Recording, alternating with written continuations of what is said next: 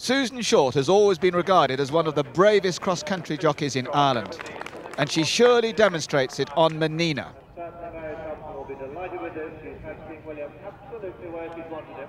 Maria Key, out of an Olympic mare, ridden by Pierre Le Goupil's father in the Olympics 20 years ago.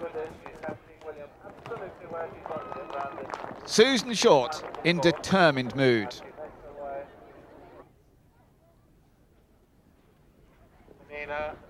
Short over the corner.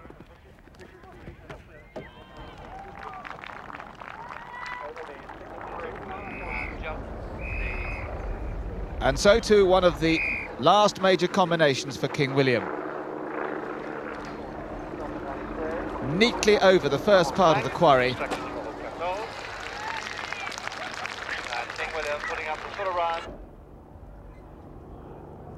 Easily within the optimum time as they come through Huntsman's Close, but still well anchored and well in control.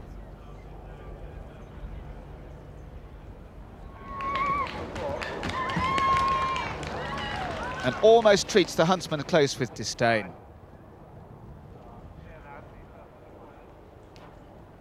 Pierre Le Goupil is too showing that the French can have a go.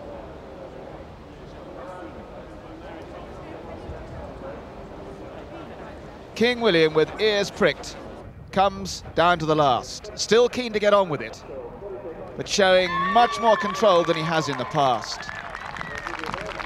He goes within the time and immediately puts Mary Thompson right in contention to take the title for the second year in a row.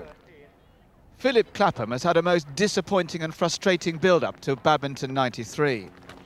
And his luck continues with an unlucky fall at the Sigma Bridge. Always very important that you have a confident build-up to this championship.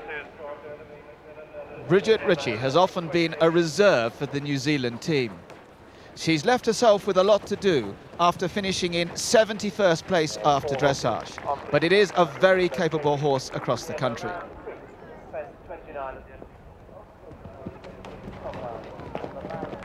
With the World Championships in 1994, she could this time prove that her talents are worth team consideration. Susan Short gave one of the most dashing displays of cross-country all day. She did not add to her dressage score of 68.6 and pulled up from 59th to 22nd place overnight. Joanna Mason was one of several first-time badminton challengers.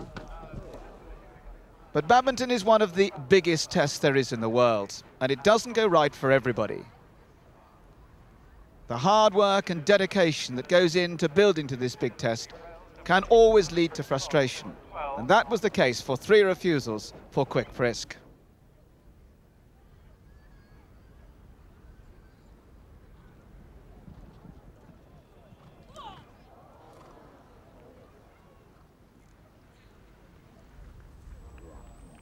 The Lake has always been the highlight for the crowd. It was Andrea Morris who wasn't to disappoint them.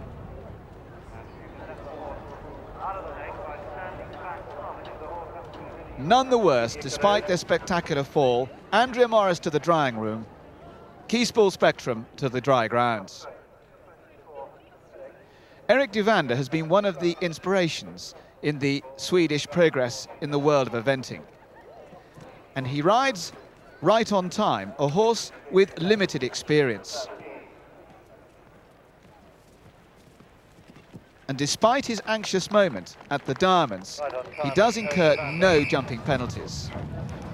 Bridget Ritchie, with a fine performance across country, climbed from 71st to 27th overnight.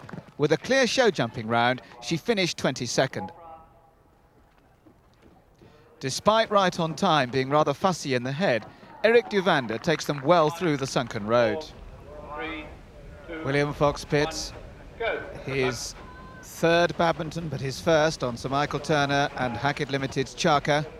A combination with a pedigree for the job. And William Fox Pitt, the talented William Fox Pitt, with the first chance of getting into real limelight.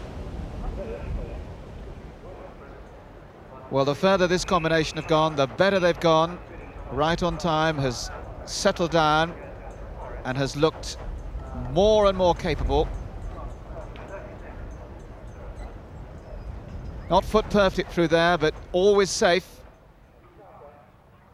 Chaka well ridden by Judy Herberts, but one wondered whether he was a man's ride, and Greg Watson rather proved it, and there the strong riding of William Fox-Pitt gets him through the Luckington lane. 14.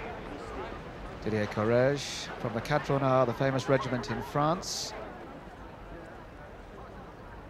Several of the French pulled wide, lost valuable time, but he's clear.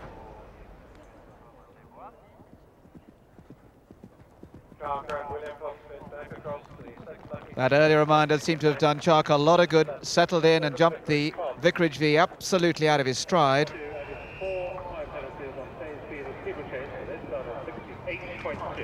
William Fox-Pitt really shaking Chaka up at the water.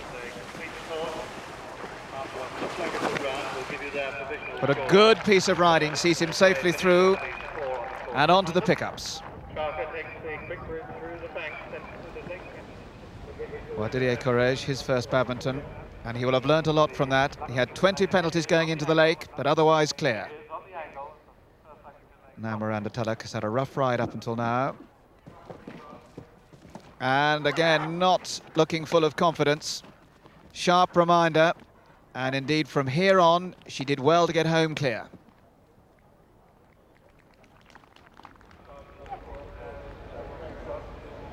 Chaka well up on the clock. 3/4, if not further rounds, and looking better and better. William Fox-Pitt, who's been in the juniors and young riders and won medals in both sets of championships, and really looks at home on Chaka. From Bermuda, Nicky D'Souza. Oh, very sketchy, and finishes with 2 refusals there, but does get home. Well, Lucy Thompson's had several horses that have brought her into close reckoning, and this looked potentially another one, Crackshot. But the corners on a circle had proved very difficult to find the line, and Lucy was just the same, never really had a line, didn't attack it, and those 20 penalties would have been a great disappointment to Lucy Thompson.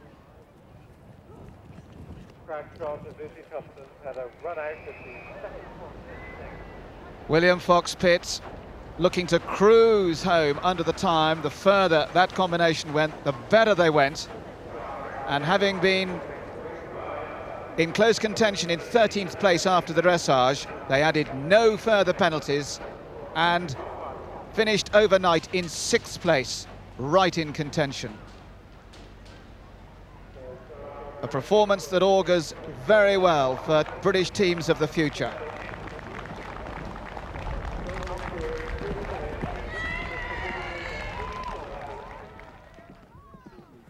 The 6th member of the French squad had jumped clear until the footbridge, and then inaccuracy again from the French proved definitive, and out they went. For the big troubleshooter and the diminutive Helen Bell, 3rd here in 1991. And this could certainly be their year. Well, the Luckington Lane, the 2nd crossing, certainly highlighting good cross-country riding and powerful, scopy horses. The riders that really kicked off the bank were the horses that made it look very easy. And there's another of them. Bertie Blunt and Nick Burton, their first Badminton. Smaller second bank jumps its lead. The sunken road, a difficult fence for troubleshooter, but ridden very well.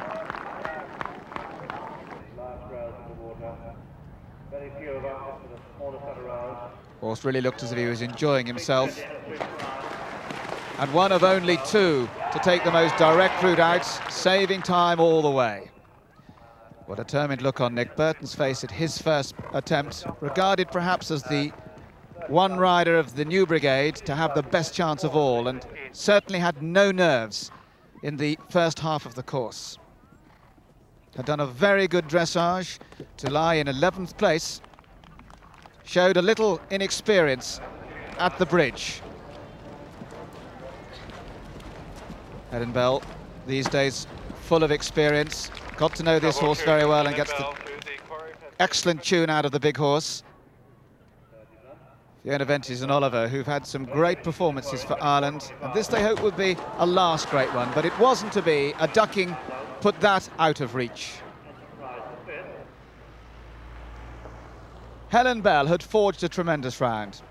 Hard pulling, so not always easy to get the best of times. She incurred just 4 time penalties to end up in 11th place overnight and surely catch the eye of the selectors.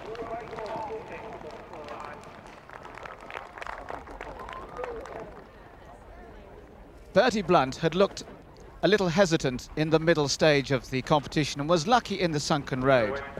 But as they neared home, they looked full of confidence.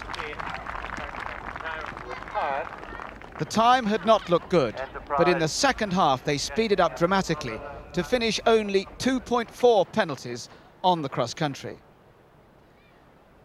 Switzerland haven't many international competitors these days, but Christian Landolt had been doing very well until this most unfortunate moment in the sunken road. New Zealand bred horse that had a great record, it really was unlucky.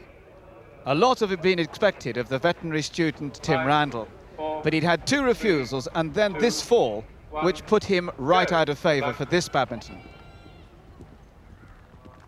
Andrew Nicholson and Spinning Rhombus have created marvels across the country for New Zealand, only to see it go out of the window in the show jumping in both the World Games in Stockholm and in Barcelona. But Nicholson isn't put off easily. He's worked at the show jumping all winter, and so was determined to move again across the country.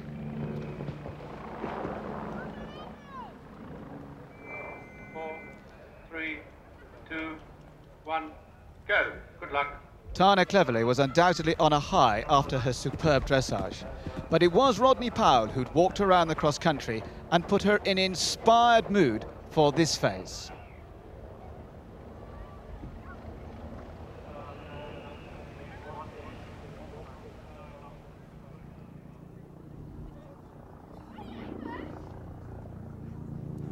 Andrew Nicholson was in 29th place after dressage.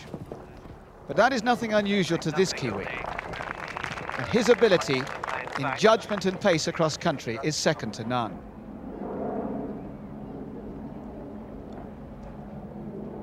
Watkins, now 13 years old, has had a great record at both Burghley and Badminton.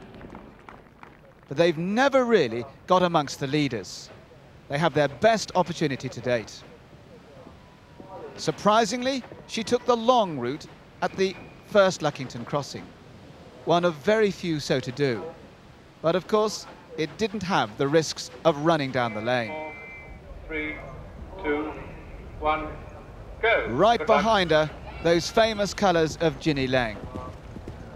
Welton Houdini, who'd coped with the steeplechase very easily and looked fresh and fit at the start of the cross-country.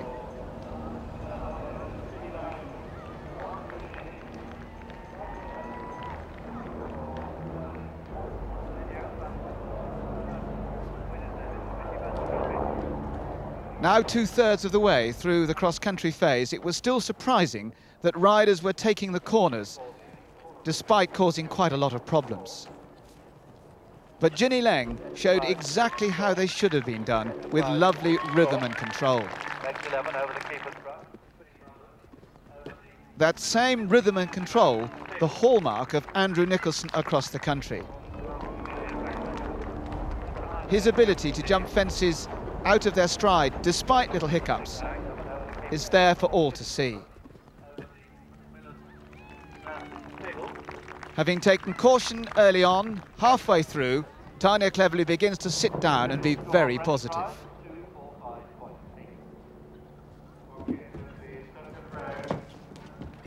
And like all good combinations, the horse just helps her out in the sunken road.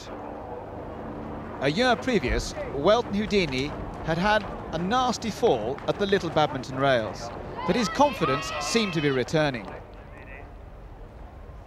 Andrew Nicholson, a master at preparing a horse for cross-country, And yet again, spinning rhombus near the end of the course, looking very fit and full of it. He went within the optimum time to finish on his dressage score and pull up to 11th place overnight after speed and endurance. Watkins, of course, was right on the pace, but Tanya already knew that she had to go within the optimum time to stay in her place, because there were some good scores already posted. But having gone the long way at the first Luckington crossing, and then lost her reins and irons coming out of the water, seconds were ticking by. No seconds ticking by for Welton Houdini. The hunting that had been part of his preparation during the winter really looked to be paying off as the confidence grew.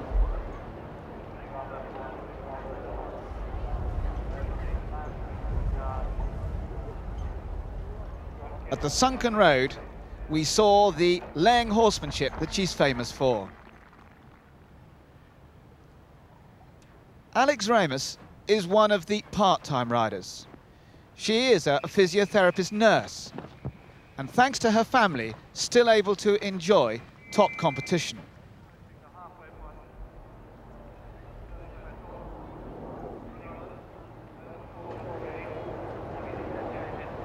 As Tanya jumped the staircase, one wondered whether she'd gone fast enough.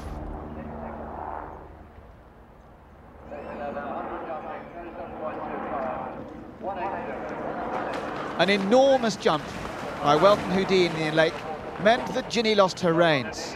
Not classical laying, but again showing the sort of ability across country that makes her a champion.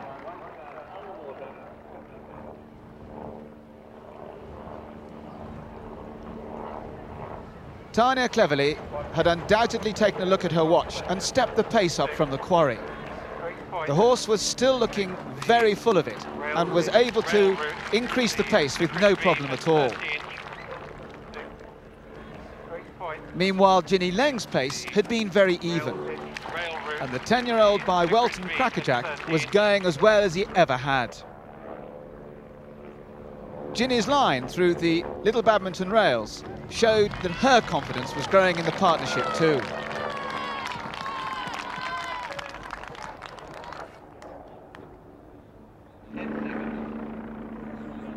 The quarry had jumped fairly easily, but still not to throw caution to the wind. And one sees again Ginny Leng's technique, seeing her through carefully but sensibly.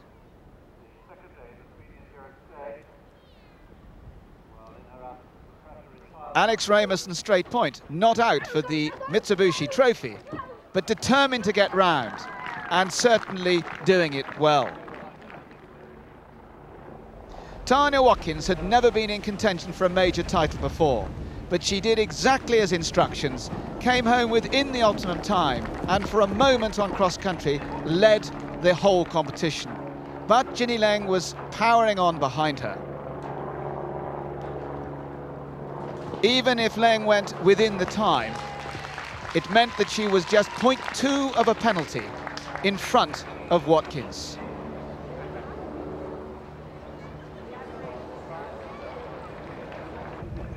That proved the case, with Houdini still pulling hard at the last, and a sight which must have brought joy to the selectors' hearts and great news for the European Championships in the autumn ahead. It transpired that John Evans and Snowy River had missed a flag on the steeplechase, and unbeknown to them, they had been eliminated. Rough justice was to follow. John Evans dislocated his shoulder, but horse and rider were none the worse than that. Richard Walker would love to have put Barcelona behind him and had badminton success. But once again, Jacana put in a stop, and Richard Walker was out of the hunt. Indeed, our chosen charity this year, so we do urge you, please, as you pass that 10-20, to give generously. Nicola Lewis started out in confident mood on what was regarded as Macduff III's last three-day event. David Green had known such disappointment in Barcelona, but he never really seemed in gear for this year's badminton. He stopped coming out of the sunken road and was later to fall in the quarry and retire.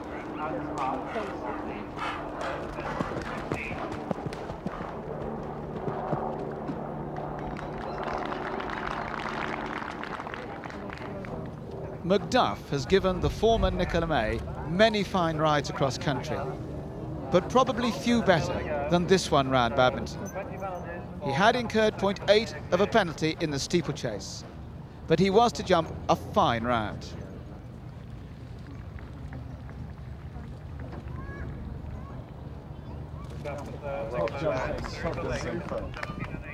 A glimpse of the first-time rider Victoria King, who completed another extremely competent round on Wolf Whistle.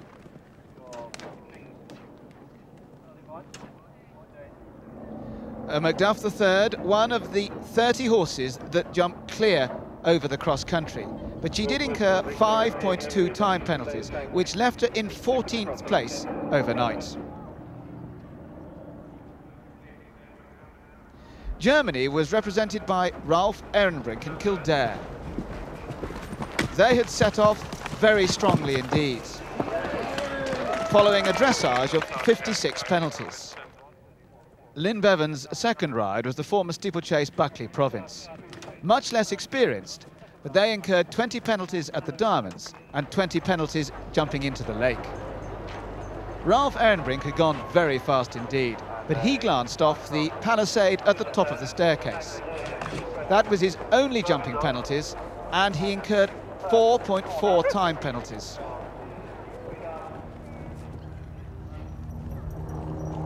Karen Doby's mare Locomotion has caught the eye of many. Owen Moore has made a great partnership with this mare, but she scuttles across the bank at Luckington Road, puts in 2 strides and is lucky to survive. Frederick Bergedorf's second horse was Tangle Louis, and they tangled with the rails in the quarry. The horse went spare and was to incur 210 time penalties before they finished.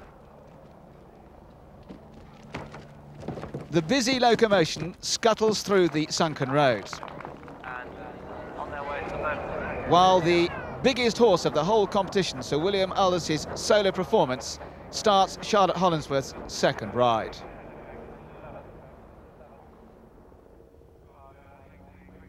Eddie Stibber has had very little luck at badminton, but his last chance was with the New Zealand horse Belua.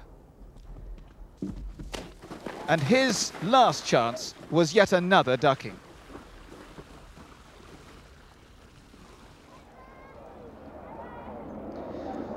Anna Herman had a surprise fall on her first ride, but Mr. Punch is much more experienced.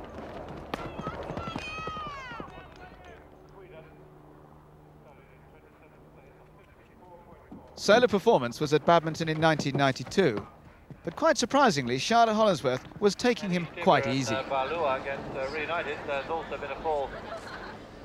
Not the case for Locomotion. Well, Blythe Tate had already had one dream ride on Delta, but on Ricochet, of course, he was starting from 5th place after dressage, so he had everything to go for.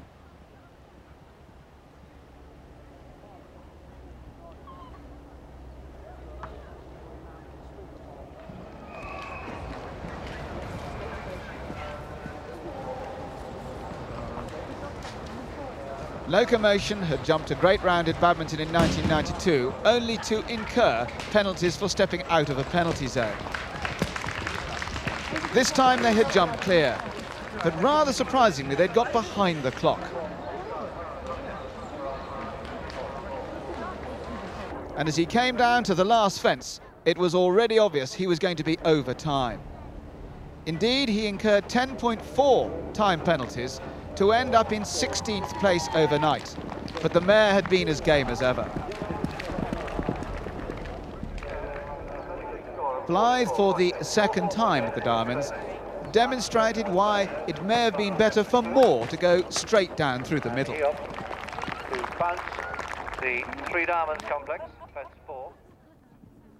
Meanwhile, Anna Herman was really pushing on Mr. Punch, who isn't the biggest, but certainly has a big heart.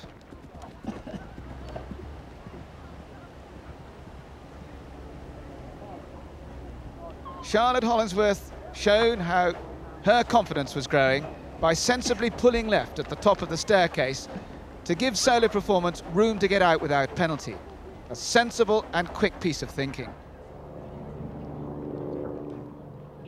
The world champion Blythe Tate was as hard as work as he's ever been. Ricochet was proving difficult. To the extent as he comes out of the water, he goes the longest way possible. Ricochet just living a little dangerously and the water complex.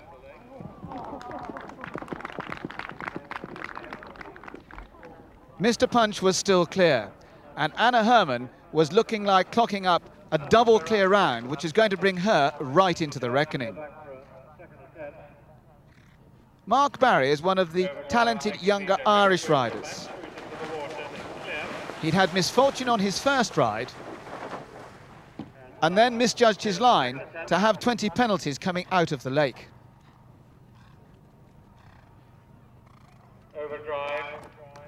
A young rider with a lot of horses to ride, he gains in experience all the time. Experience which stood him in good stead as he nearly capsized before the pickups.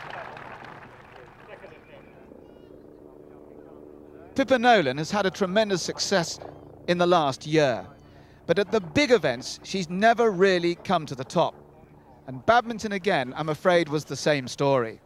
Heron's Flight, her second horse, was retired.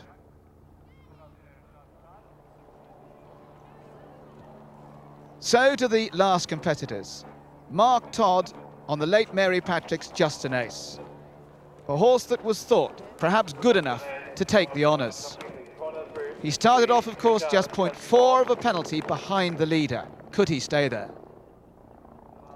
Meanwhile, despite the difficult ride that Ricochet had given Blythe Tate, he'd made the best possible way home and was literally on the time exactly to incur a round with no further penalties added for time and jumping. It meant that he went in third place and kept the pressure on the two above him, with still Mark Todd to come. Christina Gifford had one good ride in the bag, but her second Smithtown lad never looked to be going quite so easily. Fumbles across the bank, pops in an extra stride and ducks out. And Tina calls it a day.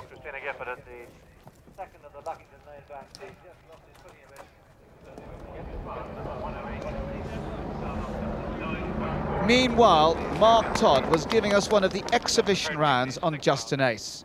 Could he make it even tighter at the top? It was thought that 1993 could have been Get Smart's year, but he blew the dressage, a little overexcited, and finished down the list to give him no real chance of winning the event. But Todd, coming to the quarry, was still in touch. A dramatic tumble at the very small rails out, and despite being rolled on and 60 penalties, he jumps up and finishes the round. So the curtain comes down on Cross Country Day with Karen Dixon on Get Smart. A combination that has been at the top of the tree since 1987. They've ridden in 2 Olympics, both in Seoul and Barcelona, and of course with the best placed British combination finishing 6th individually in Barcelona last year. Despite having no chance of troubling the leaders, her target was to show the form that might put her in the squad for the European team once again.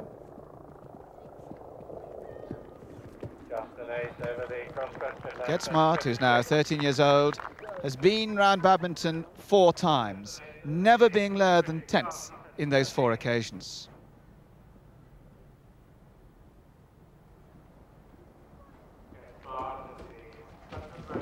And through the sunken road, the combination show the technique that make them one of the best in the world.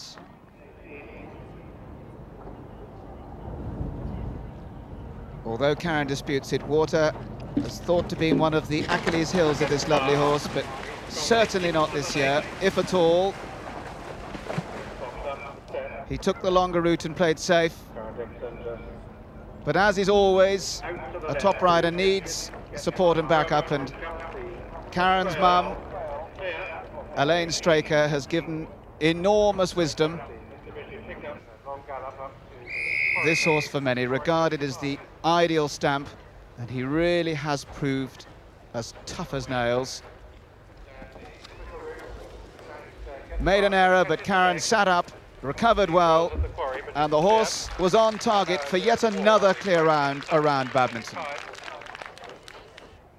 In fact, Get Smart's clear was the 30th jumping clear around the course, of which 12 had gone inside the optimum time of 12 minutes 20.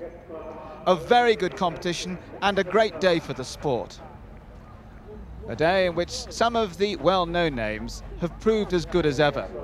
But more importantly, a day when some new names emerged for the future of the sport. But perhaps more than ever, a day in which all the hard work and years of patient practice comes to fruition to complete a test of badminton. The ups and downs, the good luck stories, the bad luck stories, it's all worthwhile as you pull up at the end of the cross-country phase. So, at the end of the day, it was very close indeed, with some of the world's best names there. William Fox-Pitt was amongst them, in 6th place. Victoria Latter, would those time penalties be costly? King William proving as good as ever. Blythe Tate showing why he was a world champion. But between the top two, still only 0.2 of a penalty. The veterinary inspection, which takes place on the Sunday morning in front of Badminton House, is very well attended. Number 79, Welton Houdini. This can be a tense moment for some, but Ginny was her usual confident self. All the horses remaining in the competition following the cross-country have to be presented to the ground jury for inspection. This is to ensure that they are fit and well to go through to the final phase. Kinvara and Park Royal were withdrawn prior to the inspection, but Woodspring Priory and Overdrive, both from Ireland, and France's Mary Archie, unfortunately, did not pass.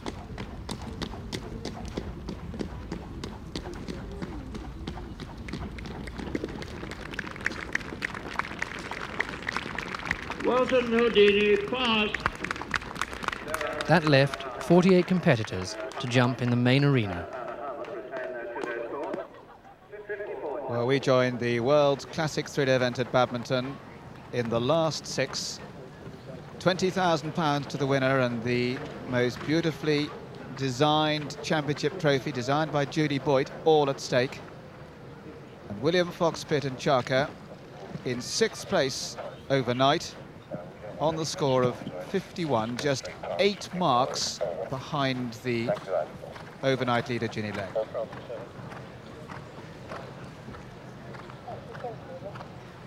William Fox-Pitt, who represented Great Britain in young riders and juniors, always very cool, but there won't be a moment in his life that would have had more pressure than this.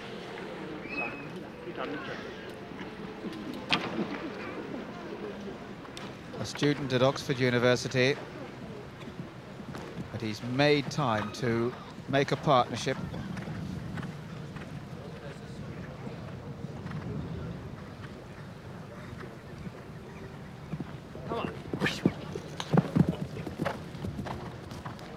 His mother, an international rider herself, and certainly William's talents would seem to have been passed down.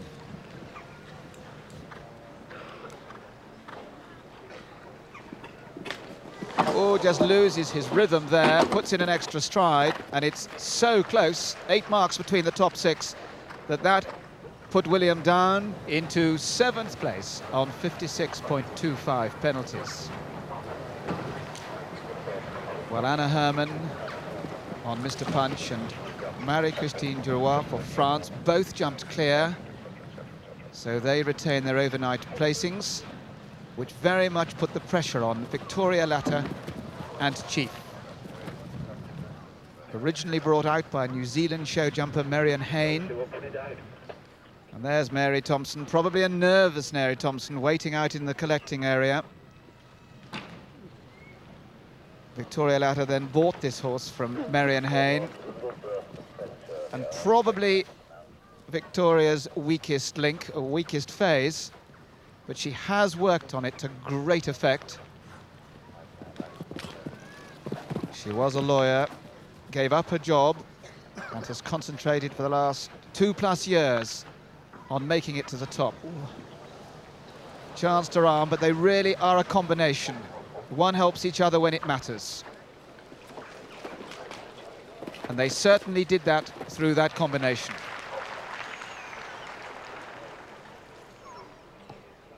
Vicky Latta could only stay in Britain by being successful, and that clear round meant she was successful, finished in 4th place and took £8,000 home as a result. Well, it was Mary Thompson who took the £20,000 and the lovely trophy, the Mitsubishi Trophy, last year. But how things have changed in that year for Mary. This is a very tense moment for her. She's been practicing all winter. Ooh. Jumped that as if it wasn't there. The horse jumped some good rounds in the build-up competitions, particularly at Belton, in the one-day event there. But this is the round that matters. Just so casual.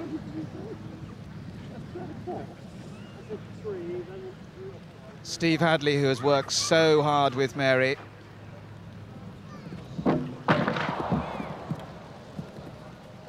The horse in the last year seems to have got so exciting when the occasion gets dramatic. In the morning's veterinary inspection, he was so much on his toes. And again this afternoon in the parade, and it all seems to have got to him. And Mary suffering the same sort of agony that she had to go through in Barcelona.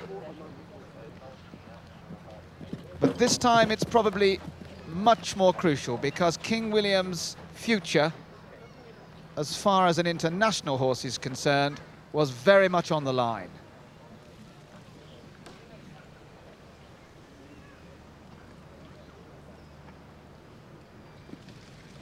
Well, that's 6 fences, 30 penalties. But the horse surely must have enough capabilities to go back to the drawing board and give him time. 30 penalties put her down into 20th place and right out of the reckoning.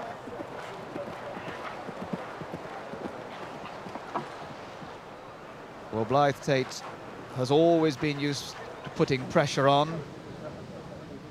His first international equestrian sport was show jumping.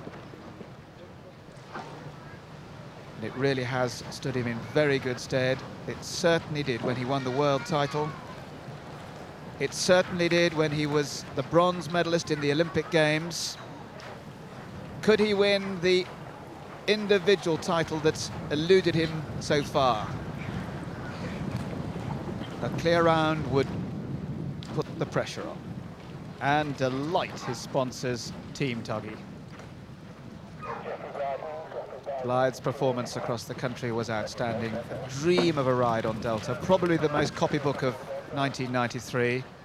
But then on Ricochet, the horse that really mattered, he gave it the most magnificent ride that was so necessary. And as a result, he stood in contention for the trophy.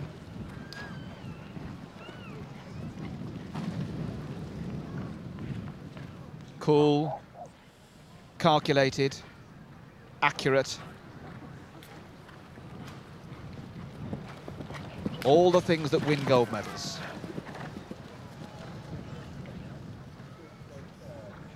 Any rider who wants to win would do well to study this man.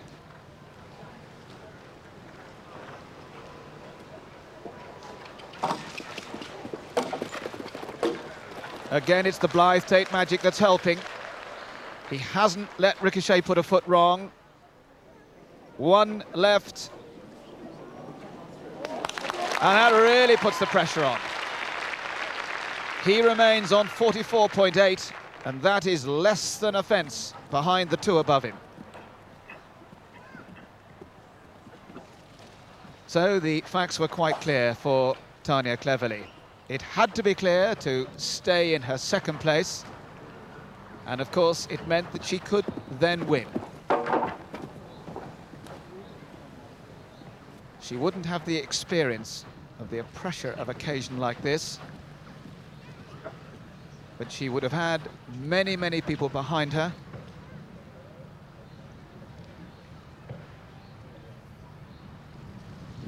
Willing her on.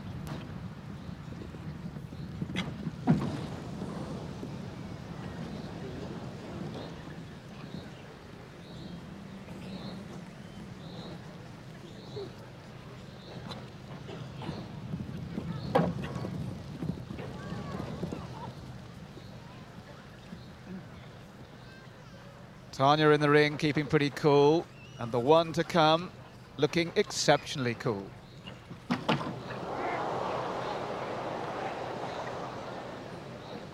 A lot of rather nervous tappings, but they've all stayed.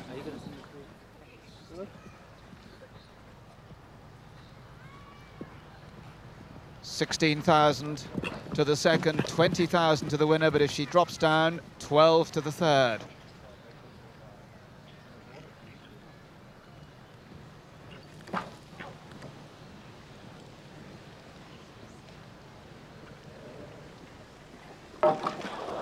The luck's run out.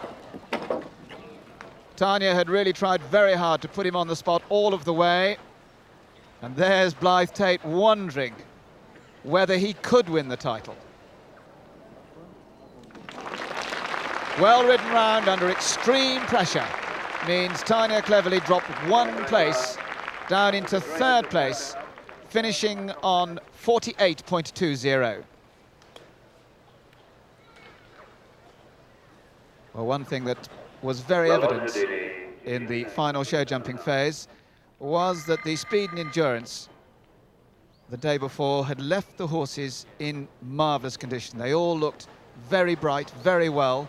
A great credit to the design of the speed and endurance test. So Ginny's task was quite simple, to jump clear to win the badminton title for the third time. Her first win in 1985 on Priceless was achieved by jumping a clear and going up some 2 places to win the title. But this time the situations are reversed. She has to jump clear.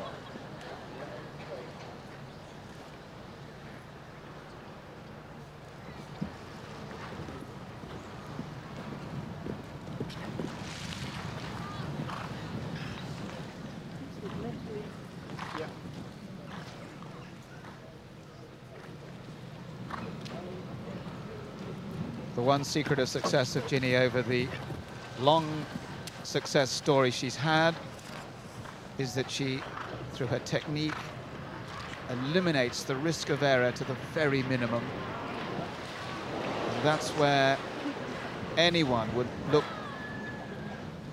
hard at the way she achieves that.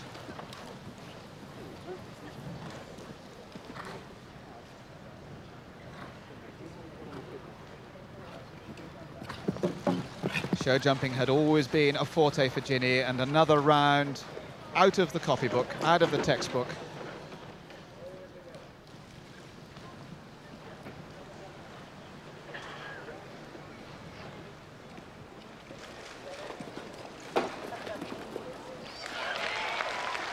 Under all the pressure in the world, not a foot out of place.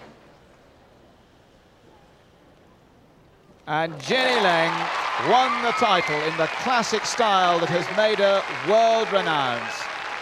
Her third title, and one of which will give her as much pleasure as any. It's probably been harder work than the 2 previous, but it's one of which the team behind Ginny have all played their part and make it as sweet a victory as any.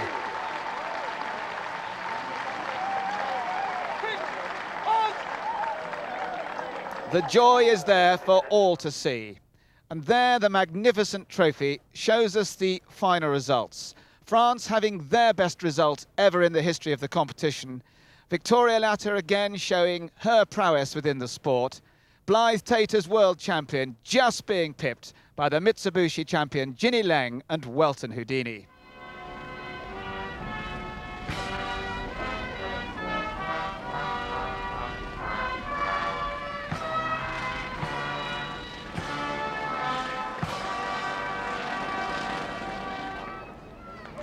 And so it was Her Royal Highness Princess Michael who stepped forward with Managing Director Mr. Peter Beaumont to present the magnificent trophy.